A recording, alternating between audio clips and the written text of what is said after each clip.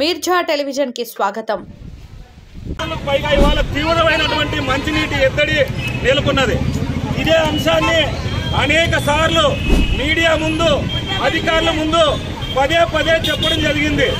ఇవాళ 80 రోజులకు పైగా 90 రోజులుగా వస్తూ ఉంది. శ్రీరామరెడ్డి తాగనీటి పంప్ హౌస్ బంద్ అయ్యి ఎప్పుడూ లేని విధంగా 90 రోజులుగా ఇవాళ బంద్ చేస్తే అధికారులు నిమ్ముకు నీరెత్తు కట్టుకున్నారు. ప్రజాప్రతినిధులకు అసలు పట్టడం లేదు. ప్రజలు తీవ్రమైనటువంటి నీటి ఇబ్బందుల్లో ఉన్నారు. అదేవిధంగా శ్రీ సత్యసాయి సంబంధించినటువంటి 2 పంపులు కూడా ఇవాళ పనిచేయడం లేదు. ఆ 2 పంపులు కూడా చెడిపోయి 1 మంత్, 1 నెలకు పైగా అవుతా ఉంది. మంచినీటి సమస్య తీవ్రంగా ఉంది. కానీ ఇంతవరకు అధికారులు కానీ, ప్రజాప్రతినిధులు కానీ ఇవాళ పట్టణంలో నీళ్లు, మంచినీళ్ళు ఇచ్చేటానికి ఒక్కరు కూడా చొరవ తీసుకోలేదు. మీరు ఎందుకు చొరవ తీసుకోలేదు? ఇవాళ మున్సిపాలిటీ కింది స్థాయి అధికారుల్ని ఇక్కడికి పంపించడం మీకు జరుగుతూ ఉంది.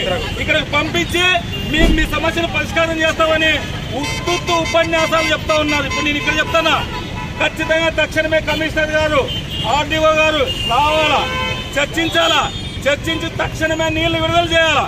ఎందుకు విడుదల చేయరు? 90 రోజులుగా ఇవాళ మంచినీటి పంపులు బంద్ అయితే మీరు మాట్లాడడం లేదా? ఎందుకు మాట్లాడలేదని ఈ సందర్భంగా మేము ప్రశ్నిస్తాను. ఇవాళ కాంట్రాక్టర్తో మీరు మాట్లాడొద్దా? ఉద్యోగస్తులతో మీరు మాట్లాడొద్దా? పోనీ వాళ్ళ డబ్బులు ఇస్తారా, వేతనాలు ఇస్తారా తెలియదు, లేదా పనిచేస్తూ ఉన్నారు. వాళ్ళతో చర్చించినటువంటి పాపాన్ని పోలేదు, మరి ఆ కాంట్రాక్టర్తో మాట్లాడినటువంటి పాపాన్ని పోలేదు. 1 లీటర్ కింద అని చెప్పేసి పంచాయతీల నుంచి మీ నిధులన్నీ కట్ చేస్తూ ఉన్నారు కదా, మున్సిపాలిటీ నుంచి నిధులు కట్ చేస్తున్నారు కదా, మరి ఎక్కడ ఏ ఉద్యోగాలు లేకపోతున్నాయని అడుగుతా ఉన్నా, ఏం చేస్తున్నారు అని అడుగుతా ఉన్నా. మరి సమ్మె కాలానికి దీంట్లో కాంట్రాక్టులు, కొంతమంది వ్యక్తులు, బడా అధికారులు, రాజకీయ నాయకులు కుమ్మక్కయ్యారు.